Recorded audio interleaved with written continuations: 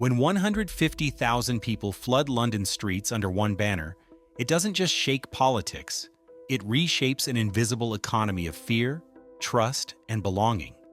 An economy GDP will never count. On September 13th, Tommy Robinson's Unite the Kingdom rally became one of the largest far-right demonstrations in Britain in decades. Officially, it was about immigration. But in reality, it exposed the unfinished business of Brexit and the costs no spreadsheet will ever balance. I'm obsessed with the economics nobody talks about, the invisible transactions, the hidden balance sheets that determine whether societies thrive or fracture. And what happened on September 13th? It's the perfect case study. Because here's what traditional economics misses. Mass movements like this aren't just political theater. They're transactions in trust, belonging, and fear currencies that shape everything but show up nowhere on the balance sheet. Let me break down what really got traded that day. Here's what the verified numbers tell you. September 13th, London. 110,000 to 150,000 protesters at Tommy Robinson's rally. Metropolitan Police estimates. Approximately 5,000 counter-protesters. 26 police officers injured, multiple arrests, bottles thrown, barriers smashed. Elon Musk's surprise video message calling for Parliament to be dissolved. To GDP, this looks like economic activity. Police overtime, transport surge pricing, live stream ad revenue, hotel bookings, restaurant sales. The economic activity was undeniable. Money moved. Services were consumed. The machine hummed. But here's what the spreadsheets missed. Britain wasn't generating wealth that day. It was liquidating social capital at fire sale prices.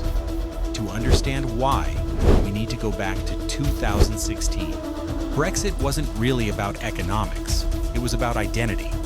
The Leave campaign's genius was realizing that economic arguments pale next to emotional ones. Take back control wasn't a trade policy. It was a feeling. And the numbers prove it worked at a cost. The UK's Office for Budget Responsibility estimates Brexit has reduced productivity by around 4% compared to remaining in the EU. But the deeper damage isn't captured in productivity stats. Brexit promised prosperity through sovereignty. What it delivered was a masterclass in the politics of belonging. Who's in? Who's out? Who deserves protection? Who's the threat? The Tommy Robinson rally isn't separate from Brexit. It's Brexit's dividend payment. The same emotional infrastructure that powered Leave is now powering something much darker. And that infrastructure, it has its own very real economics. Here's where it gets fascinating and terrifying. Division pays, literally. And the patterns are clear. The outrage economy indicators. Political movements consistently raise more from crisis messaging than policy-based appeals. Polarizing content generates significantly higher engagement than neutral reporting. Alternative funding networks have emerged around banned figures. Social platforms see measurably higher activity during periods of social unrest. Robinson himself represents this new economy. Banned from mainstream platforms, he's built alternative revenue streams through dedicated followers and international networks. But here's the hidden cost equation. While the outrage economy extracts value from division, it impoverishes communities in the currency that actually matters: trust. Academic research consistently shows that social trust correlates strongly with economic performance. When trust declines, so does productivity, investment, and innovation. We're essentially mining social capital, profitable in the short term, devastating for the long haul. Let me put this in concrete terms that every economist should be tracking. After September 13th, what's changing in Britain right now? What GDP captures? Police overtime costs, medical expenses, surge in social media activity, transport and hospitality revenue. What GDP misses, reported increases in hate incidents following the rally, community events canceled in affected areas, shifts in international perception of UK stability, changes in business confidence and investment planning.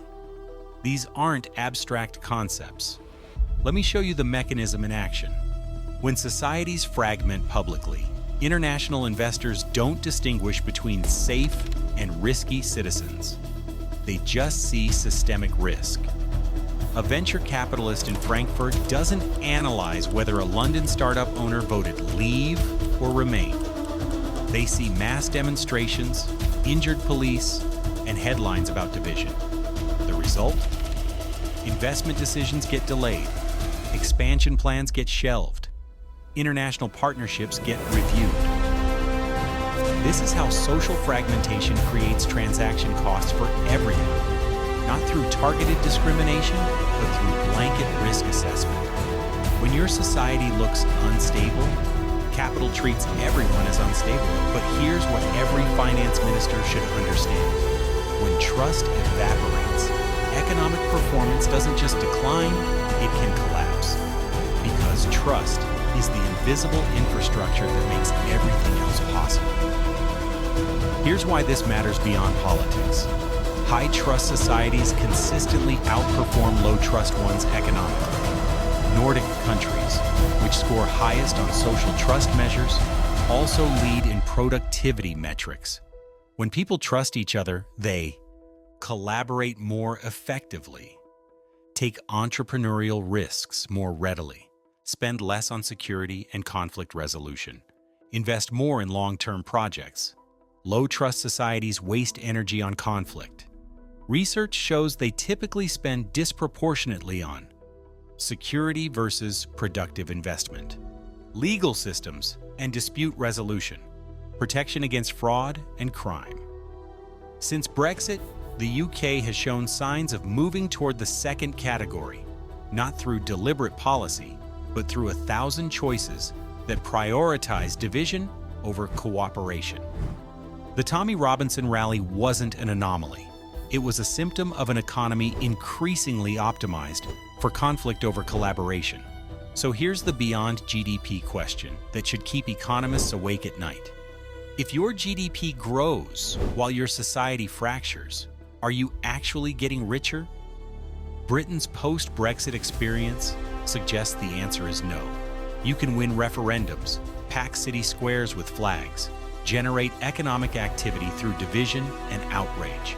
But if you lose the invisible infrastructure of trust, cooperation, and shared purpose, if you liquidate your social capital for short-term gains, you don't unite anything. You fragment it. Tommy Robinson called his rally, "Unite the Kingdom." The irony cuts deep, because what we witnessed wasn't unity. It was Britain putting its deepest divisions on profitable display and mistaking the economic activity that generates for actual prosperity. Here's the lesson for every democracy. The most expensive costs are often the ones your spreadsheet can't see.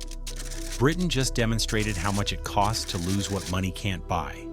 What invisible economies are shaping your world?